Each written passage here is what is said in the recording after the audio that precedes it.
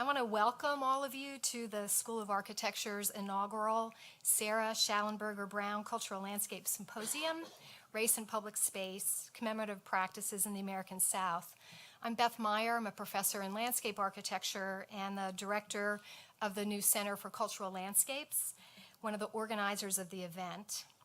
The others include the center's program manager, Carly Griffith, who many of you have met, who's done a lot of the background work for the symposium, and the indomitable Tanya Denkla-Cobb and Frank Dukes, the current and former directors of the UVA Center for Environmental Negotiation.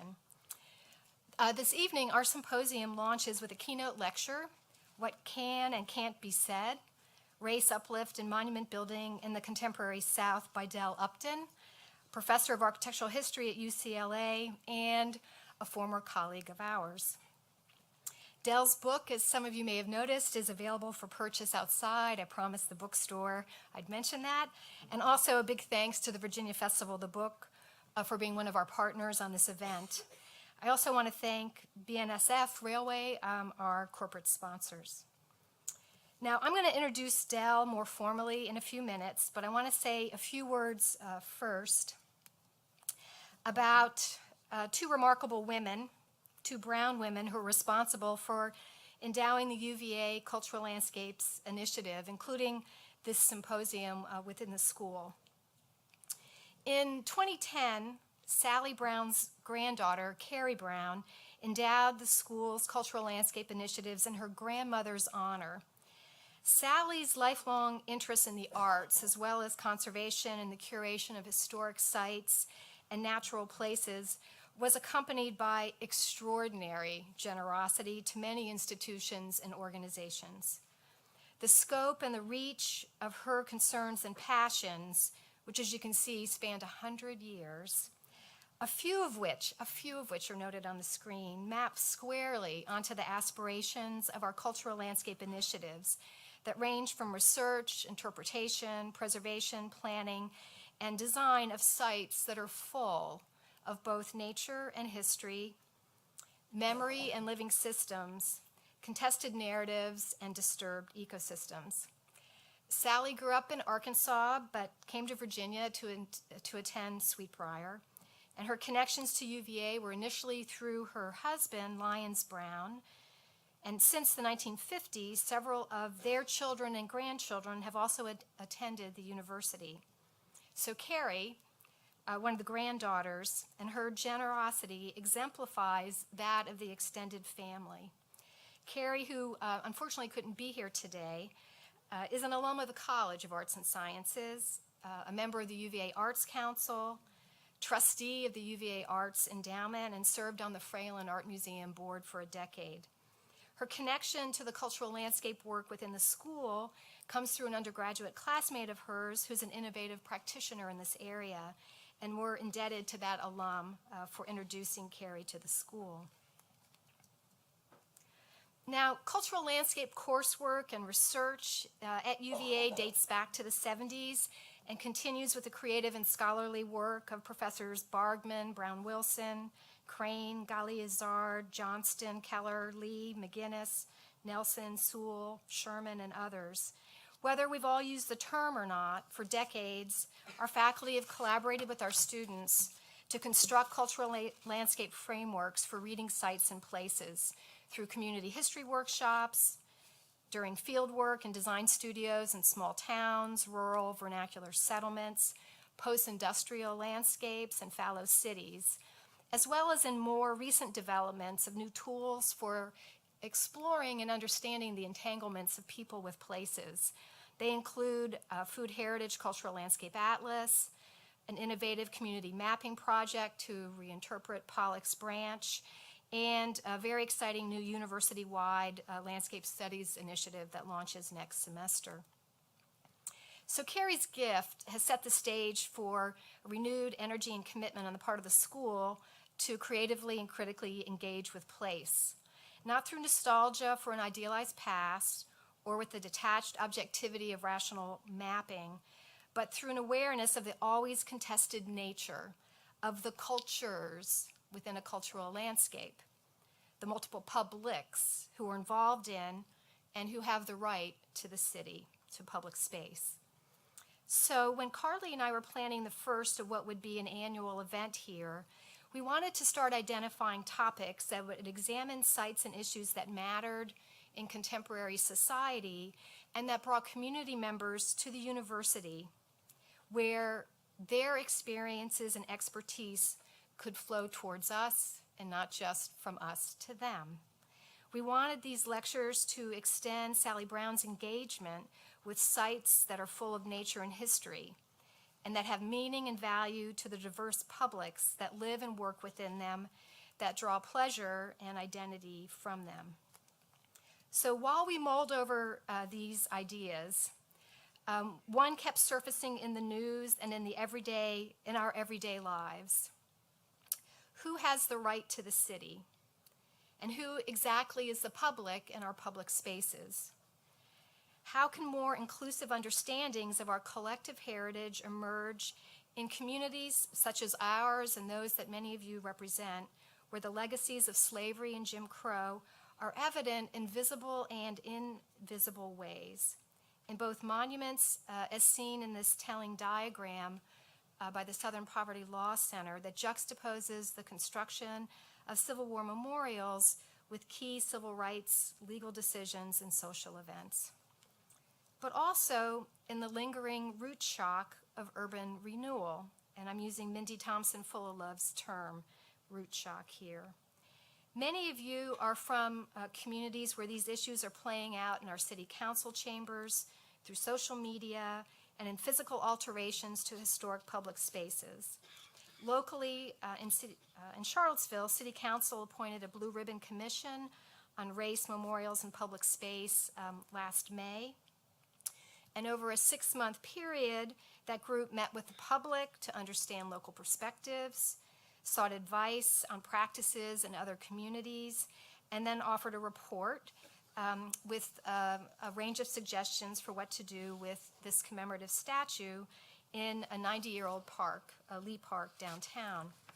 You will hear more about that statue and these recommendations, the status of this project and park tomorrow during our panel discussions and our site visit downtown. For now, I think it is fair to say that this local case study demonstrates that a city's future is difficult to disentangle from its history of race and public space, and that this history is alive in the memories of residents as well as in the material culture of the city itself, whether the 19th century slave market that abuts our city courthouse to the disappearance of a vibrant 20th century African-American neighborhood that was cleared in the name of modernization and progress. Now, a second local initiative has national networks and aspirations, transforming community spaces, bending the arc of memory towards healing and justice. A new project of the Institute of Environmental Negotiation is focusing on nationwide debates about commemoration, race, and public space. Tanya, Frank, and their advisory board are meeting together for the first time this weekend, and collectively they hope to develop, enact, and share guidance for communities and institutions to address our contested past and heritage through engagement, learning, creativity, and consensus building. And I hope that we all can draw on the extraordinary models of the two leaders at IEN to engage with these issues collectively over the next 2 days with great respect for each other's fundamental and important differences. Now, I can think of no better person to start this conversation with us than Dell Upton. Upton describes himself as a historian of architecture, material culture, and cities. And if you read his CV, and I'm not reading it to you, it is true. This is what he publishes about. He has advanced degrees in American civilization from Brown and has published extraordinary books on architecture, material culture, and cities, and you see the titles here. But two of his articles may be more suggestive of the tremendous impact he has had on the field of urban and architectural studies, and I offer these here for the students of all ages who are here in the audience. they both have had a big influence on me and many of us on the faculty. Architecture History or Landscape History, which was published in 1991, outlined a landscape approach to the study of architectural history that was social, cultural, and beyond the object. But in 1984, so think about that, Dell published White and Black Landscapes in 18th Century Virginia and examined the multiple experiences and meanings of colonial homes and plantations. Those experiences and meanings resulted from the different daily movements of master and slave, free and enslaved, across the very same buildings and landscapes. And I think there's some lessons there for us. So Dell Upton's more than a historian. Over the past 3 decades, he has changed our expectations of what architectural history can be and should be. He's a key figure in his generation of historians, I would say the key figure, who has opened up the study of buildings, landscapes, and cities by exploring more than the history of famous designers and their famous buildings. His writings reveal how the spatial organization, material assemblies, topographic hierarchies, networks of exchange, and the lived experience of place reify existing social and political relationships as well as enable new ones. Upton made his reputation writing about this in everyday urban landscapes of cities and rural settlements, and his most recent book explores this in post-civil rights commemorative sites that are marked by monuments and memorials to everyday citizens as well as canonical figures and cultural heroes. So Carly, Frank, Tanya, and I hope that Upton's account of these memorials and monuments will allow all of us gathered here to consider next practices, to create new ways of curating and narrating through design, new ways that transcend what Upton calls the problematic dual heritage framework for Civil War and civil rights commemoration, for the separate white and black experiences of being Southern. So it is with great respect and anticipation that I introduce Dell Upton and ask you to join me in welcoming him back to UVA.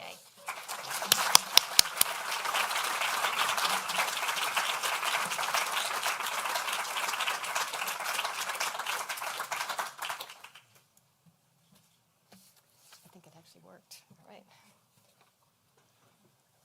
Well, thank you, Beth, both for that introduction and for the invitation to come back. It's wonderful to see so many old friends and some very old friends and some Paleolithic friends here tonight. What I want to talk about fits very nicely in, whoops, we're going faster than I intended to. Very nicely with the issues that Beth was raising. As you all know, our nation, the South, but not only the South, has experienced 2 civil wars, almost 100 years apart. The first being the Great Rebellion of 1861 to 65. The second being the Second Civil War being the equally well-known, heavily documented conflicts of the 1950s and 1960s. These 2 civil wars, 2 signal monuments in the struggle for black liberation and black citizenship that neither started nor ended with them. And each has its own war memorials. And interestingly timed in the same relative sequence, that is about 40 or 50 years after the end of the conflict. War memorials tend to be built as the older generation, the war generation ages. The World War II Memorial in Washington is an example. Civil War memorials, of the period between 1890 and 1920, another example, and the civil rights memorials that were built between about 1990 and continue to be built. And one of the interesting and paradoxical things about the study of civil rights memorials is that they are very much war memorials. They use the language of war memorials, the visual language of war memorials, the verbal language of war memorials, even though the civil rights movement, for the most part, was a nonviolent movement, and it was one in which the violence was, for the most part, entirely on one side. So one of the issues about these memorials that have been built in the past 30 years is that there's this peculiar conjunction between the visual language, the memorial language, and the events that they're meant to commemorate. But the result of these generations of war memorials or successive war memorials is an odd public memorial landscape, particularly in the South, where you have state houses and courthouses that are host to large numbers of monuments to the Confederacy and other manifestations of white supremacy, the Confederacy and its Reconstruction and post-Reconstruction aftermath. But you also have a growing number of monuments to the civil rights movement and to the black freedom struggle more generally. And this has always been an unsettling juxtaposition. How can the same public space honor the two really opposite kinds of causes? And it's become even more problematic with the resurgence of openly expressed white supremacy since the election of Barack Obama, since the massacre in Charleston 2 years ago, and encouraged during the campaign and the incumbency of the current president. So that these issues have come up and have become more urgent and more widely discussed in the public realm. The example of Charlottesville being one of many in the South. So what I want to do today is to present a series of vignettes, and I emphasize that they're vignettes. They're not complete stories, about 4 Southern monuments, 2 old and 2 new, that especially highlight some of the factors that make the juxtaposition of these 2 kinds of monuments in public space problematic. And that are part of the debate over statues and other Confederate symbols that stretch most recently from Columbia to Charlottesville.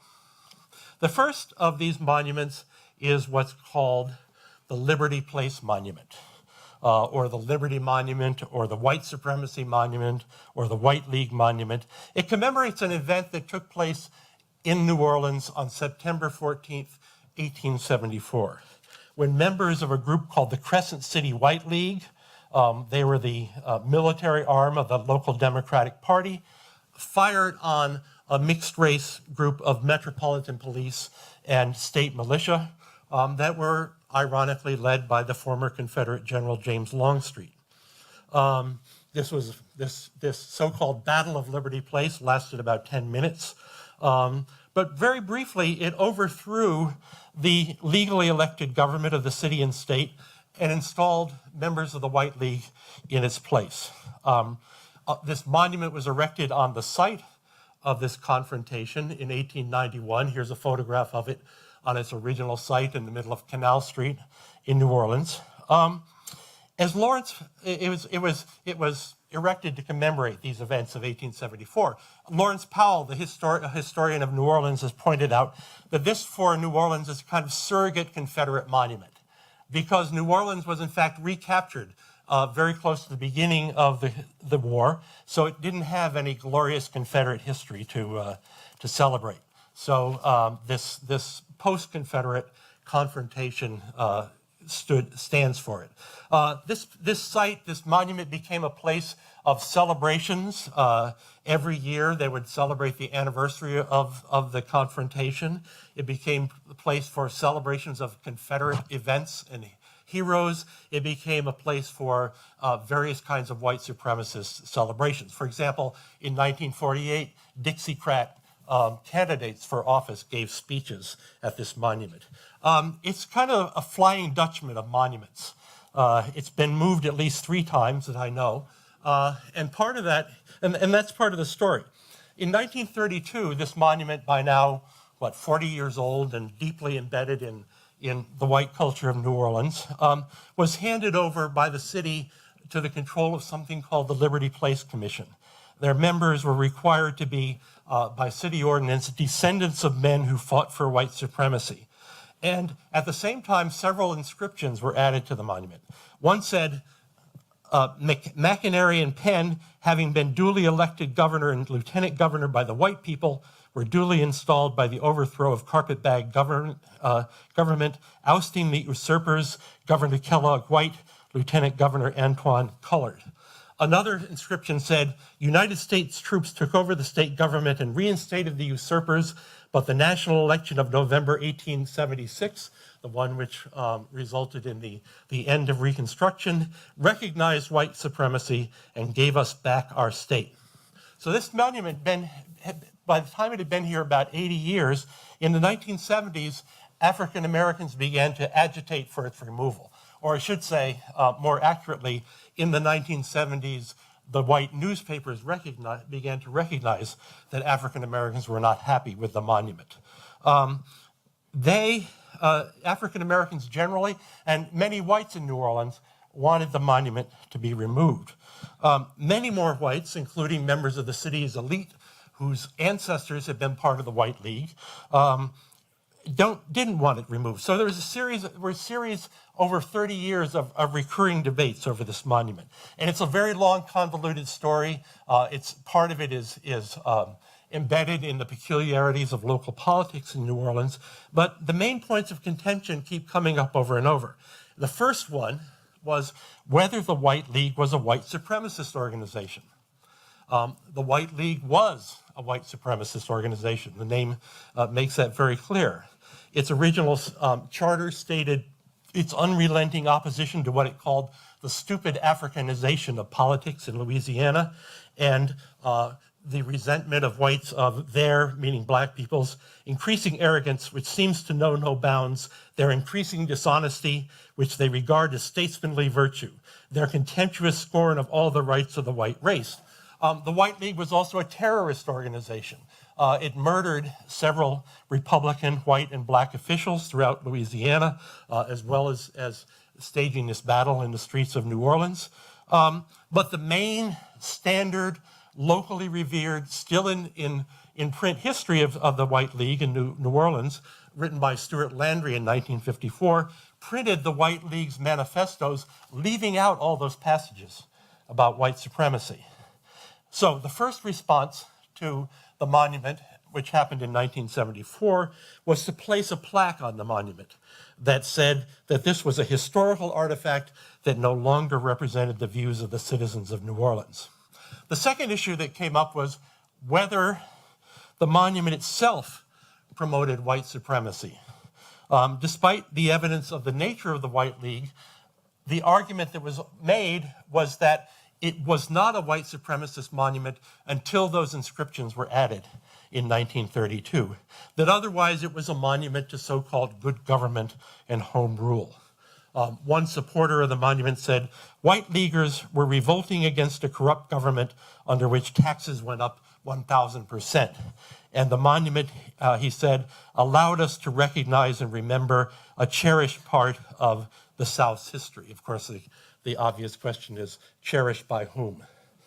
So the second step, which happens in 1981, is to remove all the non-original inscriptions from the monument, including the 1976 apologetic inscription. You can see the plaques that were stuck in where the 1932 inscriptions were chiseled out. In the late 1980s, the monument was removed for street improvements, and a battle ensued over whether to return it to public view. White city council members passed an ordinance of a kind that's very, very common in the South in both city and state governments that prevented the removal of any monument. As African Americans gain more political power in the South, whites are determined to protect their particular symbols. But they added a clause that said you can't remove any monument unless it promotes hatred of any group or promotes violence against authority.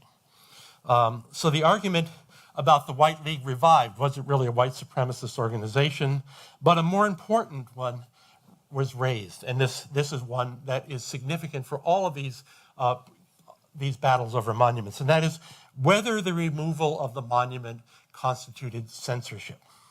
And there were two prongs to that again come up over and over in monument battles. One is that did this monument represent true history? That is the sense that history is something that's fixed, that is factual, and it's either true or it's not. Betty Wisdom, who was one of the descendants of the White League organizers and the wife of a very prominent judge, said that monuments were only legitimate if they were true. And the Liberty Place monument, she said, was not true, and therefore it should be removed. So as I say, monuments are assumed by all parties to not to represent a point of view, but to depict some particular objective historical truth. The second issue that, again, comes up over and over, is the monument itself history? Those who supported the retention of the monument say that to remove the monument is to censor history. David Duke, whom you all know, said at a public hearing that vandalism and the removal of the monument were Nazi-like acts of rewriting public history. And it's worth noting that the rabbi who was conducting the hearing did a kind of spit take, and he asked Duke if he was really condemning Nazis. And Duke said, "I freely condemn Nazism. Nazis are the ones that try to change history. The monument is part of our history and should be preserved." And Duke continues to hold white supremacist events at the monument down to today. But even a respectable historian like Robin Winks of Yale said that the monument was certainly offensive, but to destroy it would be a 1984-like act of censorship. So he suggested putting it in a museum, except that the Louisiana State Museum refused to accept it. So another claim that comes up over and over is the claim that existing monuments themselves are history, as opposed to being commemorations of particular aspects of history from a particular point of view. If monuments are in fact history, then it is indeed to rewrite history, to remove them.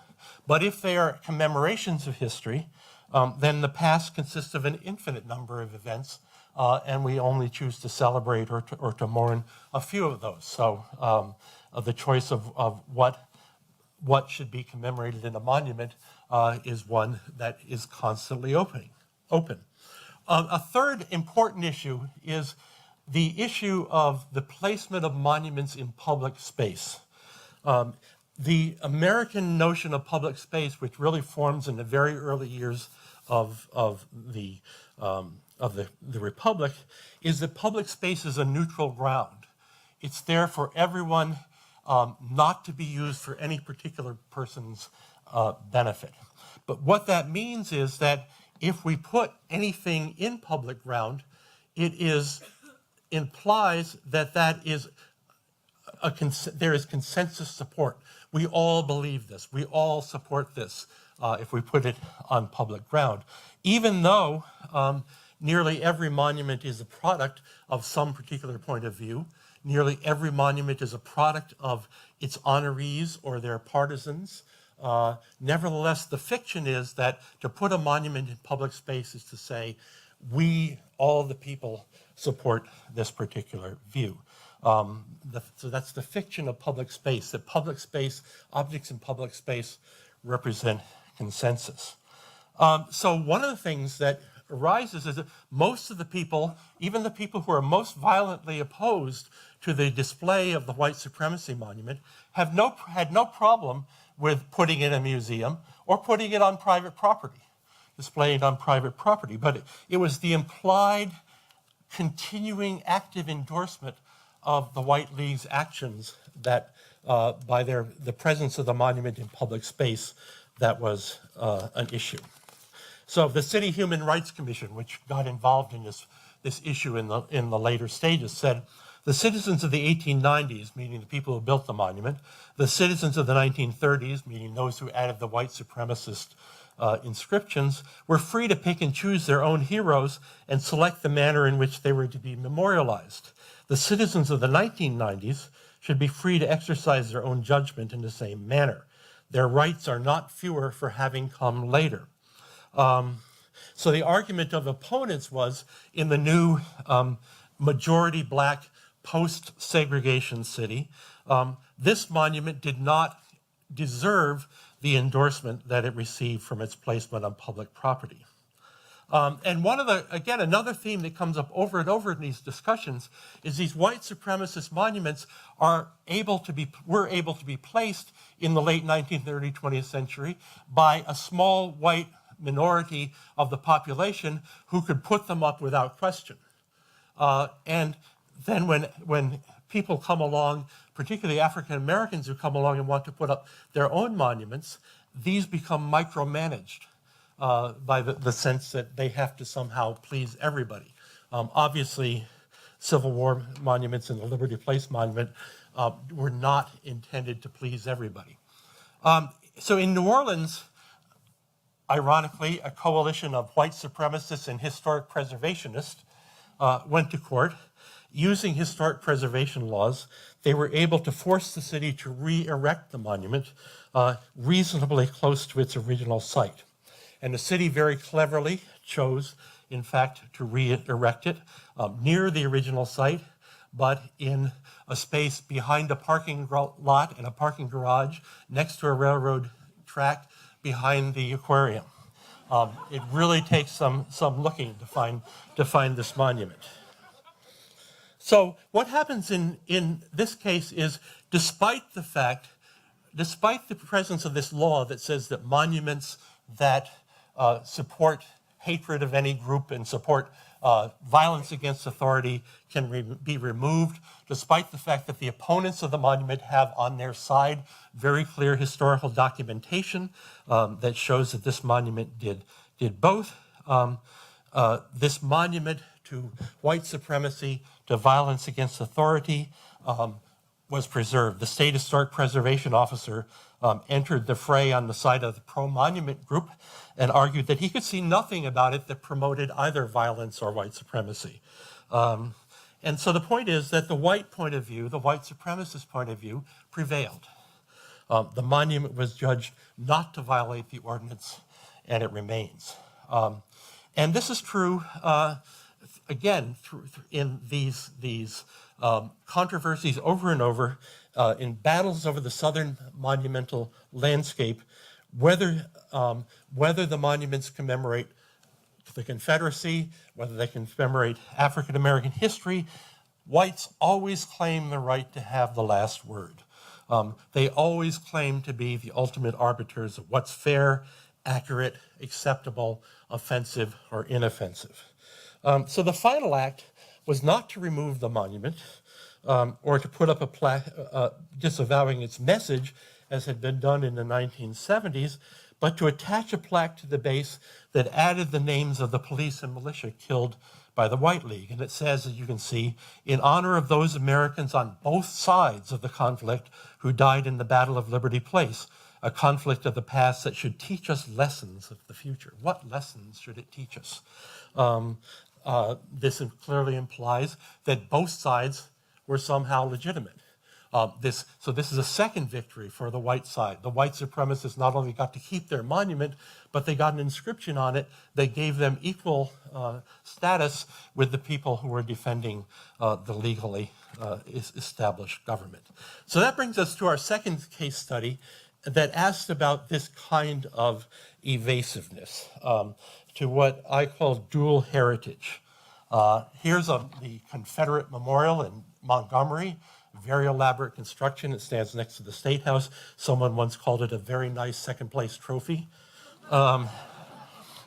It sums up the lost cause ideology of the late 19th century. There's nothing about it that's unusual, but it's just very, very visually and verbally, explicitly laid out. The female figure on the top holding the flag, the figure of patriotism, holds the furled flag, which refers to a poem called The Furled Flag, written by a man named Abram Ryan, right at the end of the Civil War, a man usually called the Confederate Poet Laureate. Around the base are these statues representing the branches of the Confederate military. There are poetic inscriptions that liken the Confederate military to chivalrous knights of the Middle Ages. The speakers at the dedication claimed that even though the New South had rejoined the Union, was glad to rejoin the Union, it did not apologize, had nothing to apologize for about the Old South. It did not admit the Old South was wrong. So this went on and on here, but the monument also encapsulates the ideology of the New South that's being formulated at that time, that sees the Civil War as a matter of differences of principle among honorable white men who had, and something that had nothing to do with African Americans or slavery. The current corollary of this is the absurd claim that thousands of African Americans fought for the Confederacy in the Civil War. Therefore, the Civil War was not about race. In this context, something very interesting happened. On the night of November 10th or 11th in 2007, people woke up on the 11th and found that someone had redecorated the monument, spray painting the hands and faces of the figures black, and spray painted the inscription NT 111131 on the base.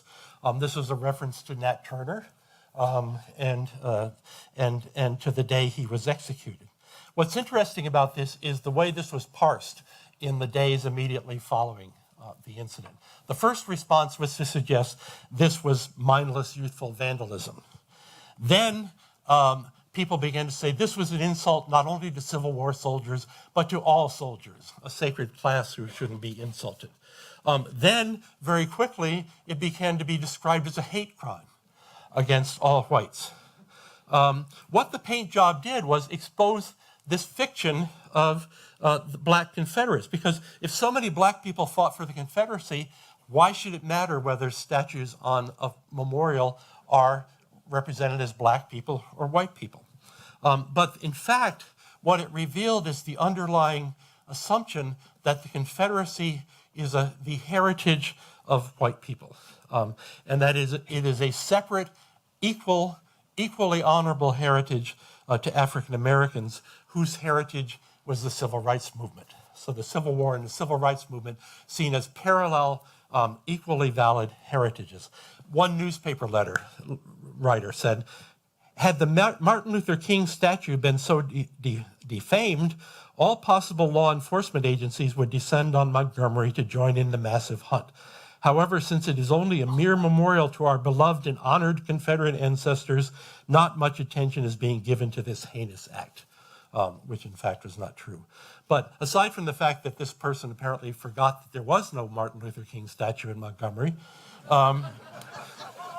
this is as clear a statement as you can get of the idea of dual heritages. The same thing emerged in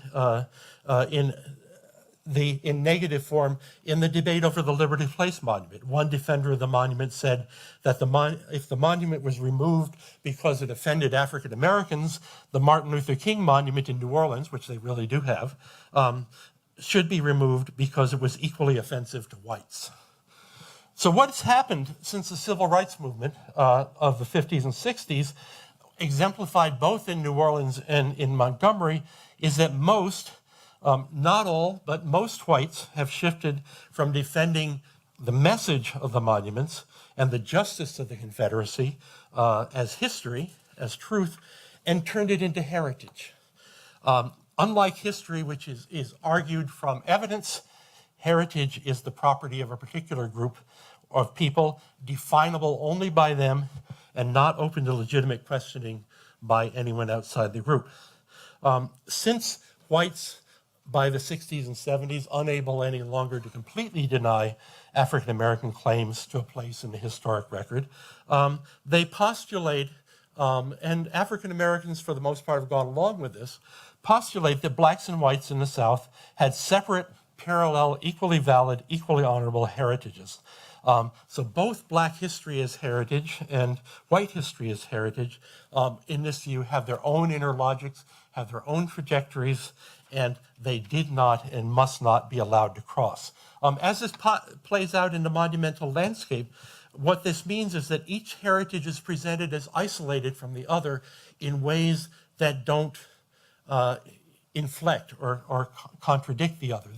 These are two monuments on the Capitol grounds of Tennessee. In the background is Sam Davis, the boy hero of the Confederacy, who is kind of seen as a Confederate Nathan Hale. In the foreground is a monument to the Middle Passage. To put up a monument to the Middle Passage is a very subtle move, because the Middle Passage, for most people who were enslaved in Tennessee, would have been generations in the past. Tennesseans wouldn't have been involved in it, so that Tennessee could acknowledge the horrors of the Middle Passage and yet not raise any questions about Sam Davis and the cause that he was promoting.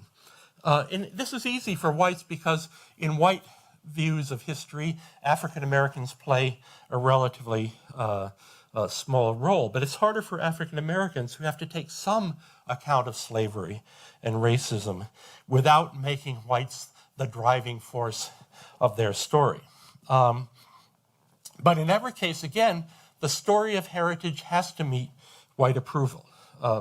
One of the firmest rules of monument building in the contemporary South is never offend white people or make them feel bad about themselves or their ancestors. And as I say, the Middle Passage Monument tells a story that doesn't actually involve any white Tennesseans. And so it doesn't raise any uncomfortable questions about the boy hero of the Confederacy. So our third story. Let me show you what I mean by another vignette. In 1898 in Wilmington, North Carolina, as the culmination of a statewide white supremacist campaign to drive African Americans and Republicans out of public office, a campaign led by the Raleigh News and Observer.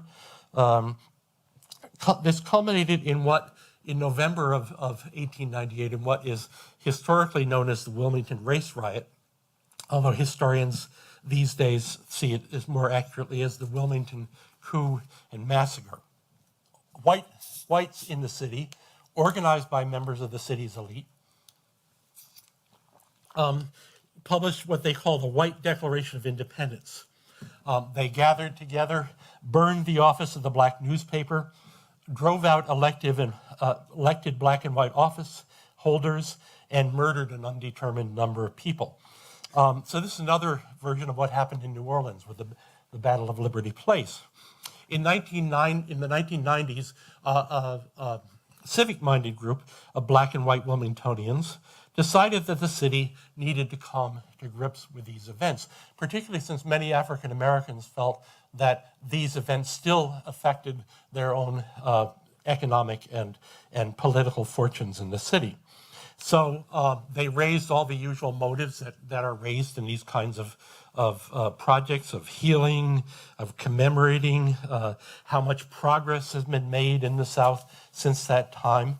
To show that, they tried to involve the grandsons of the two principal leaders of the white coup organizers, both of whom were still among the most economically and politically powerful men in Wilmington.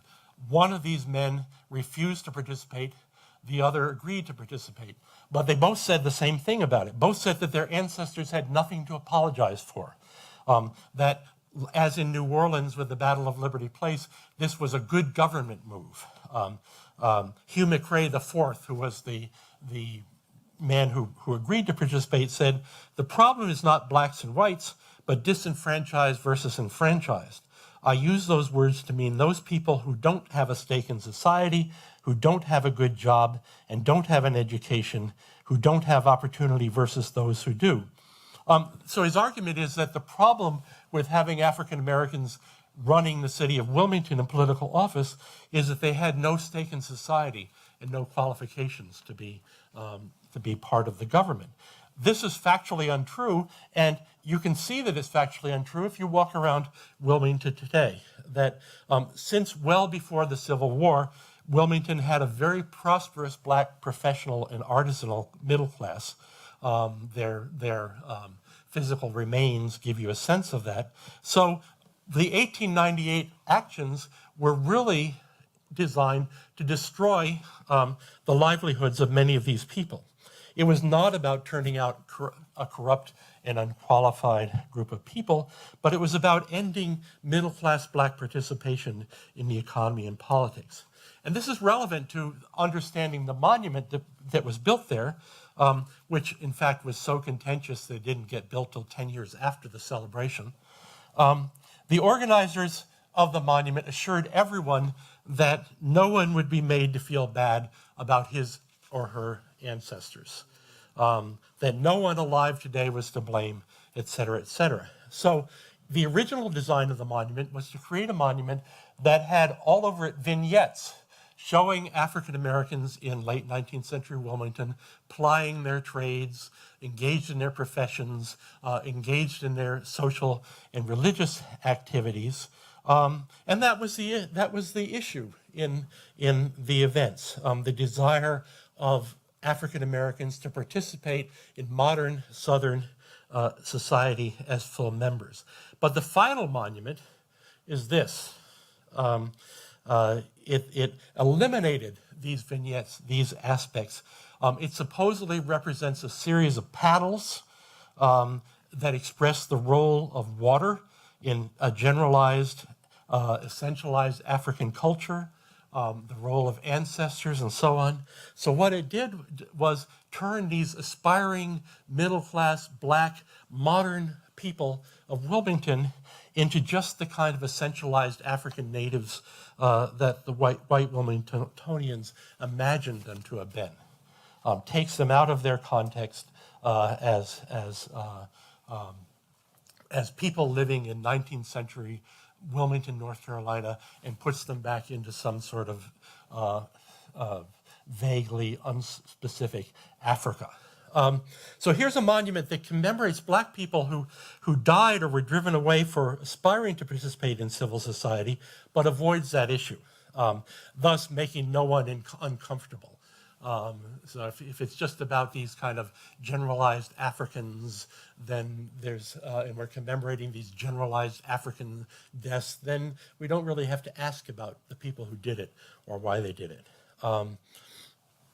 So that's, from a design point of view, one of the strange things about site planning here is there's no way to take a photograph of this monument without the traffic signals in the background.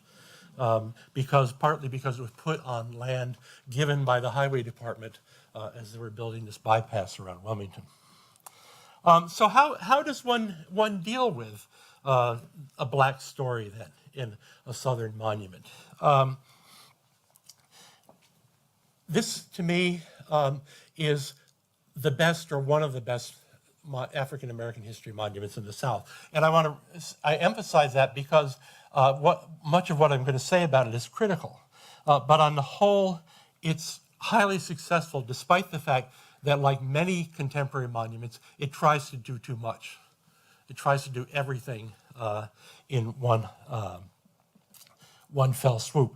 And despite the fact that it has the very heavy hand on it of dual heritages and of the don't offend white people rule.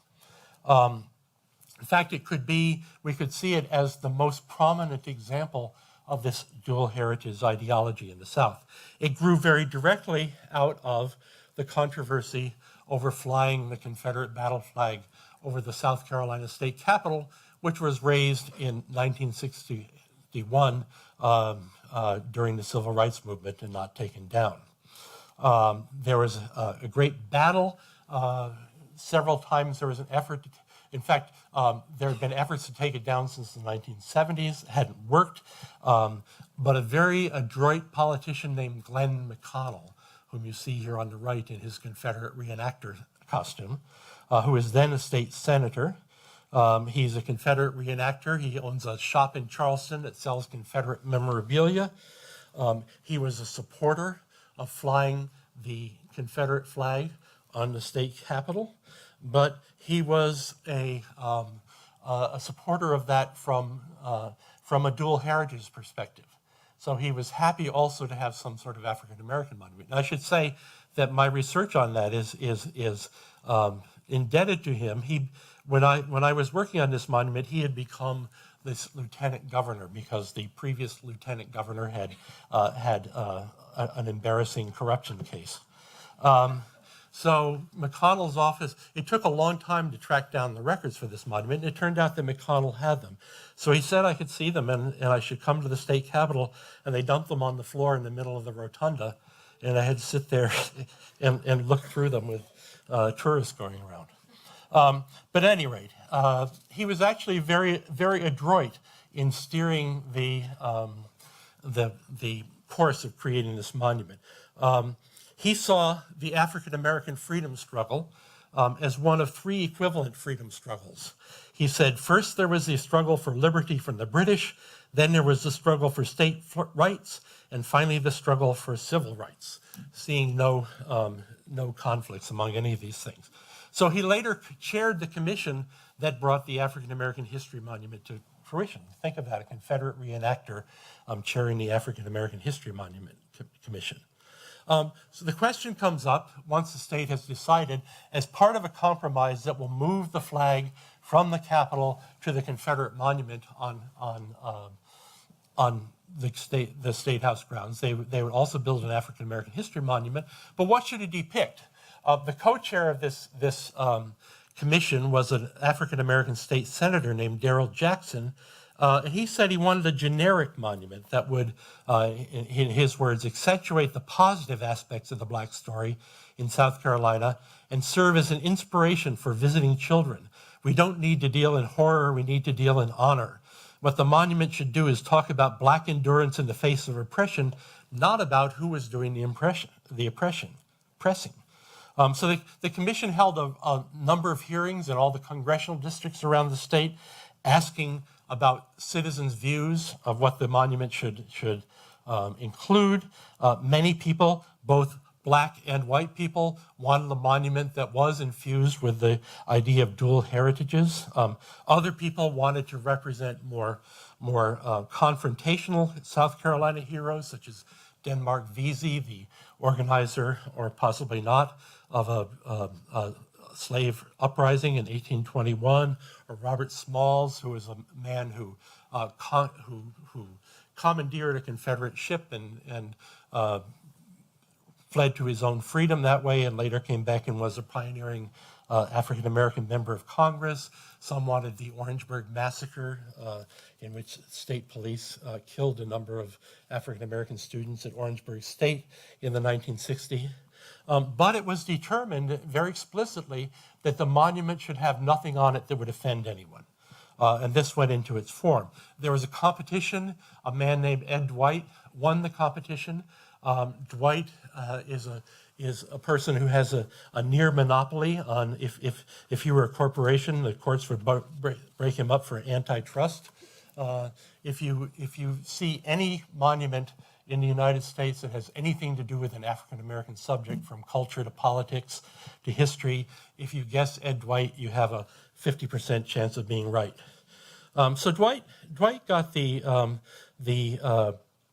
commission, and you've heard the old adage about things designed by committee. In this case, the design by committee made the monument better than it would have been if Dwight had done it on his own, because his first proposals were defined by cliches of African American history. Very few of them having to do with anything that happened in South Carolina. He wanted a central tower of progress, as he called it, flanked by panels representing both South Carolina and national Black history. He wrote, "I go from 1619 and stop with the marches in Washington." The floor of the monument would include 3 granite engraved middle crossing icons. The monolith, the Tower of Progress, would be covered with images of heroes and sheroes, including Denmark Vesey, but also people like Crispus Attucks, Harriet Tubman, Frederick Douglass, Sojourner Truth, Martin Luther King Jr., Malcolm X, none of whom had anything particular to do with South Carolina. So to cut to the chase, this is the monument that resulted in the tug of war between the committee and Ed Dwight. On the one hand, it is filled with essentialized Africanisms of the sort we saw at Wilmington. There are the Tower of Progress that you see in the back has become an obelisk, which is a popular Afrocentric symbol. The curving form of the walls, according to Dwight, represented the round form of an African village, which again, a kind of essentialized notion of Africa, even though in fact the reason that it takes that form is it was required to fit the space of a circular flower bed that had been there first. Rocks from Africa were attached to it. So we have this essentialism, but we have it in tension with a narrative history that is found on those curving walls of the monument. And it's very interesting how this very powerful story is told in these panels, even though they're inflected by dual heritages and the don't embarrass white people principle. For example, just as in Nashville, the Middle Passage, slavery's brutality is restricted to the Middle Passage. So you don't see the brutality of slavery in any of the vignettes that actually involve South Carolinians. In fact, other than this panel and the panel, the first panel, which represents a slave sale, there are no white figures at all. And this accords very nicely with the white Southern myth, that slavery was foisted on the South by outsiders. So here are these evil slavers bringing Africans to South Carolina. It was determined, partly because of the insistence of Dwight and other citizens of having Denmark Vesey, it was determined that no recognizable person be included in the monument. So we have this panel called Resistance, which we see a secretive enclave, and where it comes chronologically in the narrative, you would expect it would have something to do with Denmark Vesey's plot, but it's actually represented as people planning to escape slavery, not to overthrow it. One of the climactic panels in the center about the Civil War, which is given the lost cause title of the war between the states, shows no conflict. Again, black soldiers fighting no one, but just men marching. Most strikingly, when we get to the Jim Crow era, the panel on the Jim Crow era has no images at all. Dwight had wanted to use images of lynchings, of the Ku Klux Klan, but these were determined to be too inflammatory, and so only words are used in this panel. And then you get to a final double panel that shows 20th century black achievements. And here we get an inadvertent acknowledgement of the don't offend white people rule, because remember, you're not supposed to have any recognizable people on here as a way of avoiding Denmark Vesey. But it's very easy to recognize Dizzy Gillespie, Ronald McNair the astronaut, Jesse Jackson, Joe Louis, and on and on and on. But when reporters asked about this years after the monument had gone up, don't you have these images of people we all know, and yet you're not supposed to have images? The commission said that such readings were purely interpretive. Last month I talked to a woman who was on the monument committee, and she told me that they were in fact real people, but they were meant to stand for generic black achievements in those particular fields. But this sense that it's the dual heritage, another way that this is evidenced, in 2015 there was a change.org petition that said, since the Confederate flag had been taken down from the Confederate monument after the Charleston massacre, and as I understand, recently put back up, since that part of the bargain was broken, the African American monument should be removed. So, what's the matter, you might ask, with the issue of dual heritages? Why shouldn't African Americans and whites both have monuments to their heroes. And I think there are a couple of answers to that. The first is the implied public approbation that placement on public land accords to monuments. So here we have the Stonewall Jackson with these Aryan youth on the base and their Confederate shield. Some of you know from Daniel Bluestone's research that this was a site created by clearing out a group of black occupied buildings in order to put this monument up. So how can the city, how can the state, how can a public body, how should they celebrate both white supremacy and the resistance to white supremacy? The second, and I borrow a little bit from those who think that monuments should be true, they can't be true in any ultimate sense, but they can be honest.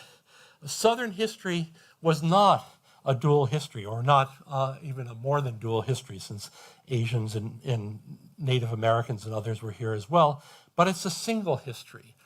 Here's a monument, it happens to be in Springfield, Illinois, that tries to confront that.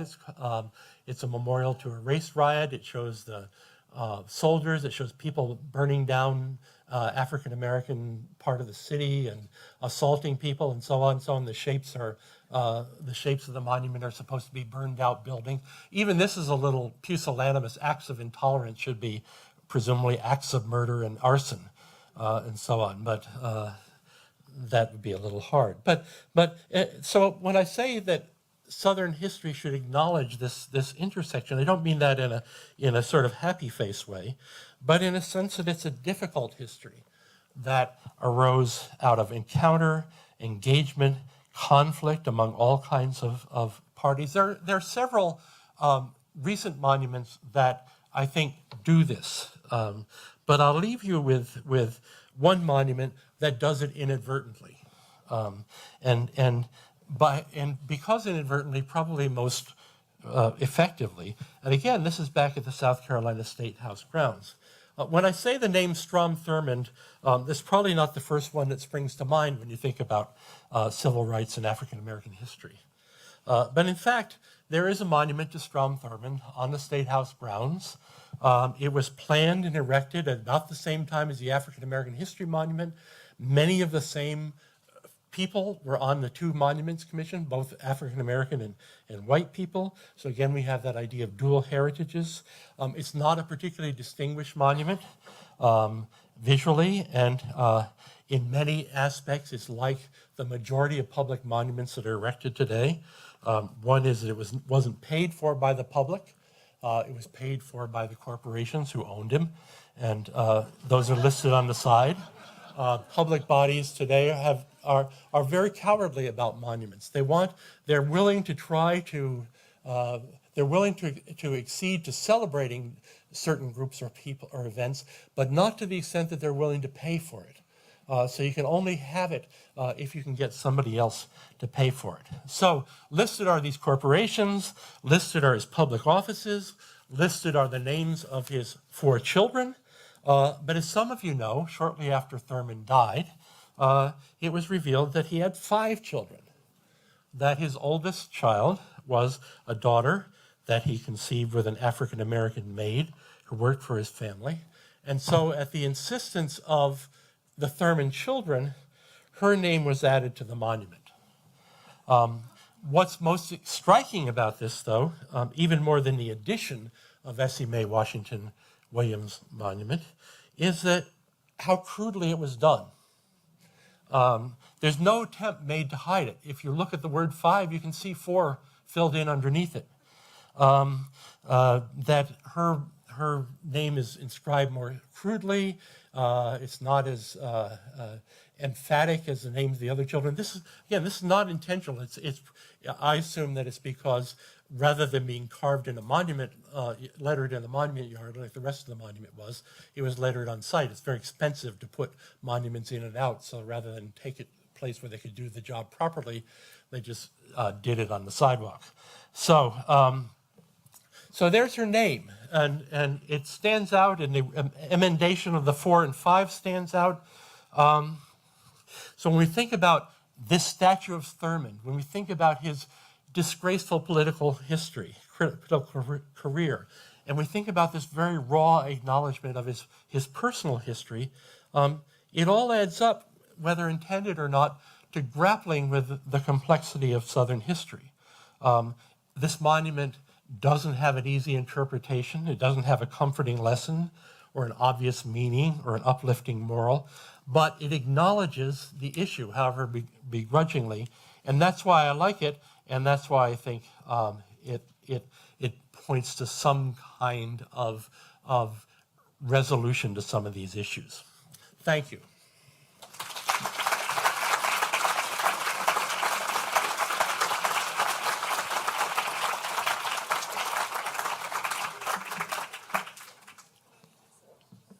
Sure. Questions from the audience?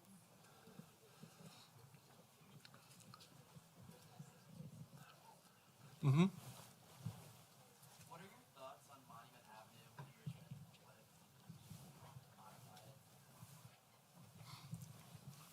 What are my thoughts on it? Yeah, the question was, what are my thoughts on Monument Avenue in Richmond? And then the second part of your question was, what, if anything, should be done to Monument Avenue? Depends on what people in Richmond want. Monument Avenue is, everything's gone dark. Monument Avenue is a part of the same period, the same motives as all the other early monuments we've been looking at. It's also part of a real estate scheme. As you may know, the monuments were up before the houses were built. But if people want to get rid of it, there's a wonderful story from the Richmond Planet, which was the African American newspaper in Richmond.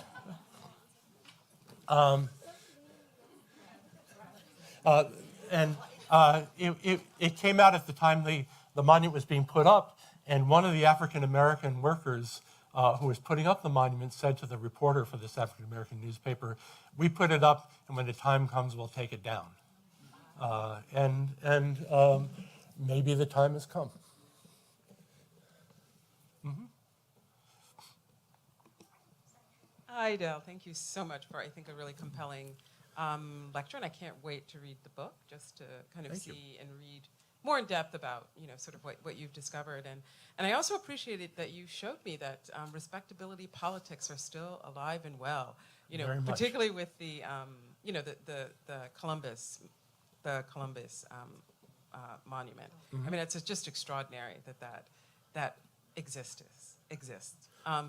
But I wanted to hear maybe more on your thoughts about the kind of question of civil rights memorials and the way in which they mirror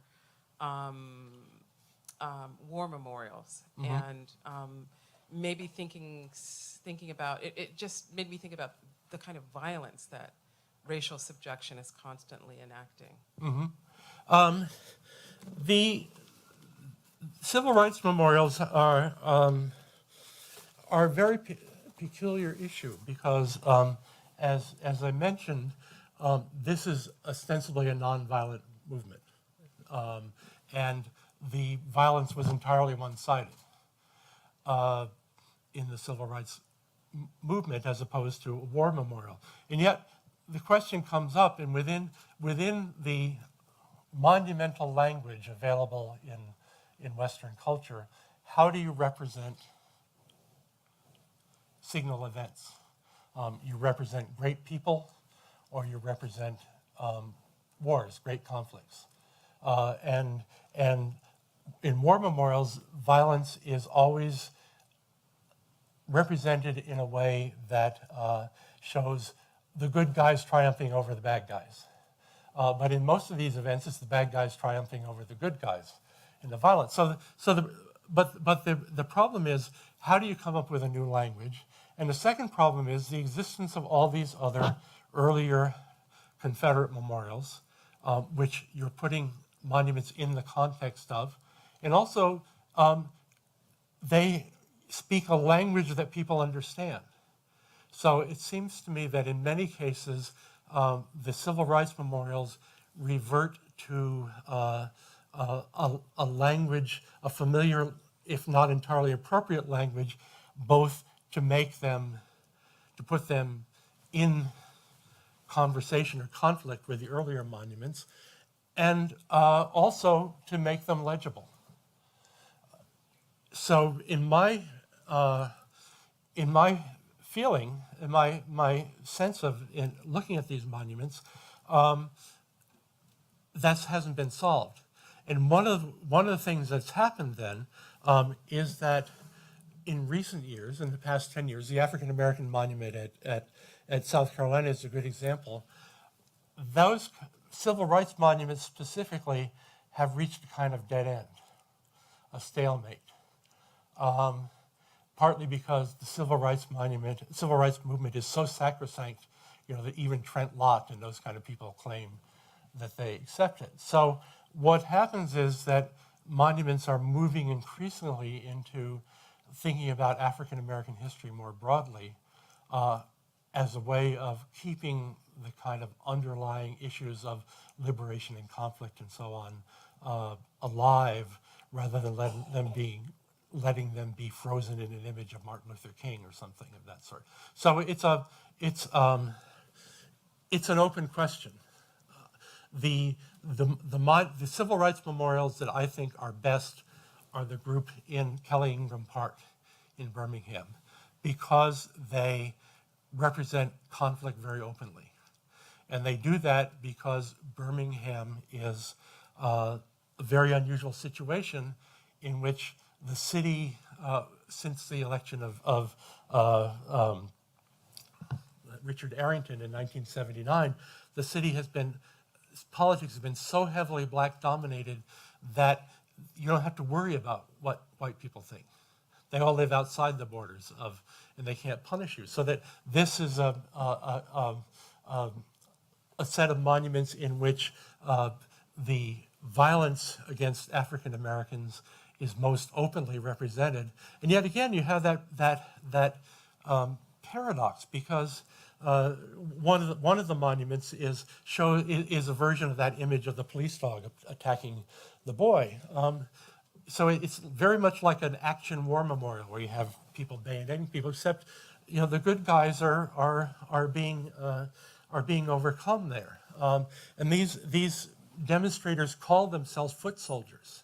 But at the same one of the monuments shows these steel police dogs with big teeth lunging out from walls, and you have to walk between these teeth. And the leashes say Birmingham Police on them.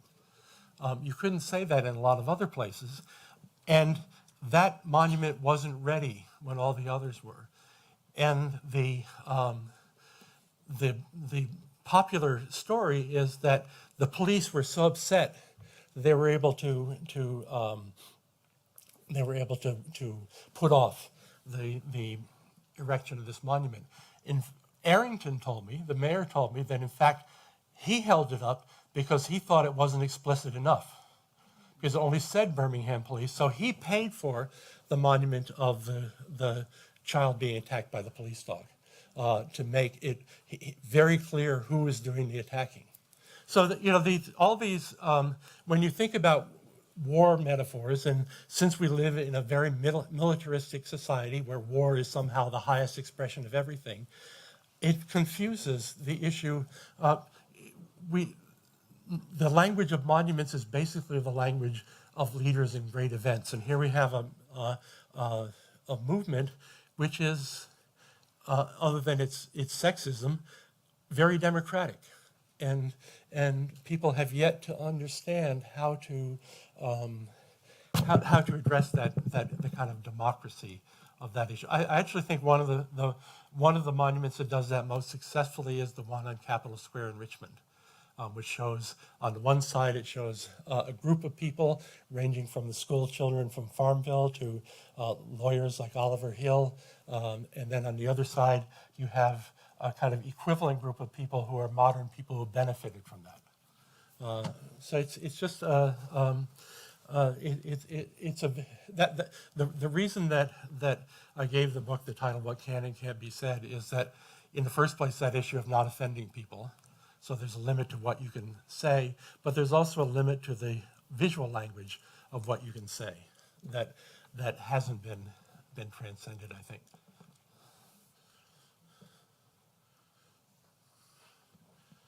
Sarah? That actually is a perfect setup for my question, which is about form. Sort of thinking about the different modes we saw in the vignettes, right? So it's roughly half and half between abstraction. If you sort of count the obelisks, I guess Columbia has it all: abstraction and figuration. But I'm just sort of wondering to what extent the sort of dead end or stalemate that you're talking about, which seems to be surmounted in this last instance by text, right, is actually a story about the limitations of monumental form as we've tended to know them. And so I'm wondering, are there examples of sort of abstract, the oars didn't cut it, obviously. Yeah. Are there sort of There success are stories relatively or- few, in part because I often get asked this question by art historians, which sometimes it says, why are these not good art? And other times, well, why don't they do what the Germans do with Holocaust memorials and so on? It's partly because my point of monuments being controlled by the people who are honored, or that the people who build these monuments, and this is true not just of civil rights monuments, but of most monuments in the U.S. today, they want the message to be very explicit. In an abstract monument, they don't trust visual metaphor. So they want it very clear what's being said. James Young, in his book on Holocaust memorials, talks about people who had been in the camps critiquing the kind of barbed wire being shown in a monument. So they want explicitness. They want only one interpretation to be said. So relying on visual metaphors is something that monument builders of all across the political spectrum at the moment are very uncomfortable with. But here's an example. I brought this here. I mentioned that there are examples of monuments that were good. This one is in North Carolina, in Salisbury. There is an entire block in the center of Salisbury that was the town cemetery. Over the years, it became segregated. In the 1850s, a man left in his will money to build a wall between the white and black sections of the cemetery. The white section, as you can see, is very lovingly cared for. The black section, as is often the case, those of you who know the cemeteries in Richmond, let go to hell. All the markers disappeared. Parts of the cemetery were cut away to widen roads and so on. And eventually, people kind of forgot it was there. And then 15 years ago, a local group wanted to commemorate this somehow. They held a competition, and the winning design, which again, wildly overburdened, but the central element of it was just to take out these blocks in the middle of the wall and scatter them across the lawn as though they'd been kind of blown out. And again, the white supremacists relied on historic preservation laws. This was a historic wall. But visually, you get the point. I hesitate to show it because, unfortunately, the city has now pushed all the stones back against the wall so they can mow it more easily. So you don't get the point quite. And the other one, which I think, which is really my favorite of all, is this one. It's at the Hermitage, Andrew Jackson's house. In excavating for a subdivision on the site of a farm that had been owned by Jackson's wife's family, they came across first a Native American cemetery that was 10,000 years old, and then they came across this cemetery of enslaved African Americans, and they dug them all up so they could develop what to do with it. So the Hermitage volunteered to take these burials, and so they separated people into individual bundles, and they buried them under a trench. And then they had a competition for how to mark that. And the person who won it, this guy Aaron Lee Benson, came up with this scheme that over the line of burials is this low dry laid wall, and then it's surrounded by these unshaped stones that look like it kind of looks like an English Neolithic circle, and it implies a kind of permanence there. He originally wanted to have each of these 30 stones paired with a flowering tree. He's very fundamentalist Christian guy, and so he wanted the stones to represent the eternal things of life, and then the trees to represent the changes of life. The new director of the Hermitage said, no, it will block the view of the little church that's there, so he wasn't allowed to do it. But the thing that is, I think, is so moving about this is that there are two other groups of burials on this site. One is a group of Donaldson, Jackson's wife's family members, who were moved there as well, along with their markers. And their markers are idiosyncratic. They are laid out in straight rows. And then the second is there was on this site in the late 19th century, early 20th century, old Confederate soldiers' home. So there's a series of concentric circles of these Confederate soldier graves, all individually marked, but all with identical small markers, and then a mound in the center with a general monument. So you have, when you look at this site, these are all maybe 50 yards from one another. You have on the one hand the circle of African American people who are wrapped individually but buried in a common grave. You have a circle of Confederate soldiers who are individually marked but alike, marked with identical gravestones. And then you have these rows of the Southern elite gravestones, all different.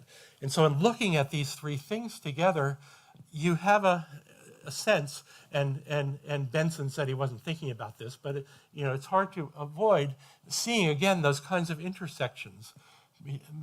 People of various slots in Southern history who are, we can kind of see those relationships in these three different burial plots in ways that I think are very eloquent without having to have a text tell you to look at them like that. Mm-hmm. As to your question of whether monuments are part of history itself or selective representations of history, can you offer any guidance on who gets to decide that and how? Well, that's part of that. That's part of that battle over who is the fairest interpreter. In practice, who gets to decide it are white politicians and their constituents. But sometimes that doesn't work. Apparently hasn't worked in Charlottesville.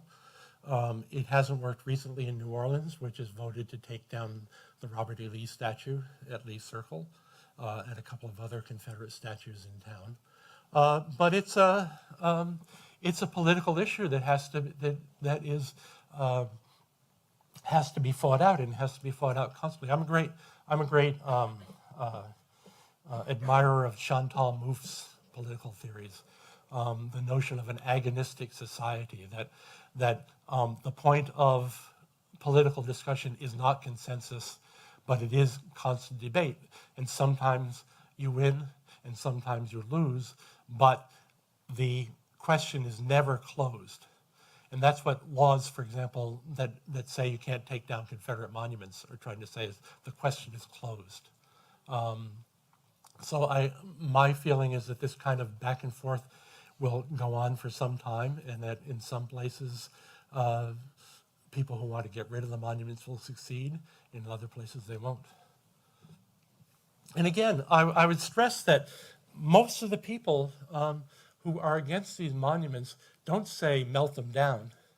They say put them someplace that's not on public land. Do like the Russians, where they have these statue graveyards, or put them in let the SCV make their own park for them or something, that just where it's not being endorsed that this is part of the past that we as a community are proud of. Jennifer. Other than the example you showed us where, thank you so much. Have to yell. Thanks. Other than the example that you showed us of altering the wall and when the figures were painted black, are there more examples where people are actually in some way engaging the existing monument landscape by altering it or maybe creating a new monument from an old monument other than kind of stripping inscriptions off and some of the other examples? It seems very much like it's either we take it down and take it out of sight or we leave it here and are very firm. Yeah, that's an interesting question, and it can be answered in a number of ways, because I know that a lot of people, including Lewis, think you should add some sort of inscription to the monument to recontextualize it. But I think the New Orleans example shows you exactly what the drawback of that is, because the conscription is still going to be compromised in some way. There are lots of examples of let's say, ad hoc monument criticism like the one in Montgomery, and they've been going on for a long time. Some of you may know that in Charleston on Calhoun Street, which was the Black Main Street, named for Calhoun to be offensive, and a statue of Calhoun put there, which originally, now it stands on this very tall column. Originally it stood on a fairly low pedestal. There's a memoir of a young middle-class African-American woman who was young in the early 20th century, and she said, every time we knew we were going to be passing that monument, we'd fill our pockets with stones, and we'd throw them at it and try to damage it. Right after I read that, I happened to be in the South Carolina Historical Society and picked up their newsletter with a little story about the Calhoun Monument. It said, the original pedestal was replaced with this one after the first one proved unsatisfactory. But as far as, I guess one of the most conspicuous and failed examples of trying to recontextualize monuments, there's a Union monument in Indianapolis, which has on it a number of figures, and one figure is an enslaved man in chains and so on, fairly naked. An artist named Fred Wilson proposed, he was hired to propose a piece of public sculpture, and he proposed making that figure, reproducing that figure at much larger scale and putting it in front of the jail. And this was opposed both by whites, but also by many African Americans who thought that it was somehow stigmatizing or stereotyping the people who were in jail, and it was never built. It got very close to being realized, and then a local radio host picked it up and turned it into a public controversy. But other than that, I don't know many attempts to try to recontextualize monuments in that way. Lewis. Just to be fair, Katja? you know well, you know well, my position is not just reinscription, but in fact to hire a landscape architectural firm of some sort to do a whole-scale reinterpretation, reinstallation of the entire square. What would that be? What would that mean? Yeah, what would that be like? Something that situates these objects as a part of the 1920s Jim Crow South. How would you do that? Product. With, I think that they could properly be interpreted as having completely removed the African American settlements that pre-existed that site. Mm-hmm. That they could be situated as objects in context with the lynchings that are happening all throughout this part of Virginia in exactly the same decades. That you could position them as part of the segregated school system that's in place at exactly the same period, so that you sort of use an artistic interpretation and installation, not just text, but a public monument, a public museum that positions these things as an object of the Jim Crow South that they were. That's my. I'd like us to be able to dream about that possibility of using art and history collaboratively to tell an accurately contextualized story. Well, there are a couple of things that come to my mind about that. One is this issue I raised in passing about monuments trying to do too much. You know, you clutter them with all kinds of messages and so on. Monuments are, in the end, visual works, and they work visually. So, I mean, if you go to Colonial Williamsburg, you know, someone can tell you all day all the things that are wrong with what you see, but you'll come back with this visual impression that is Colonial Williamsburg to you.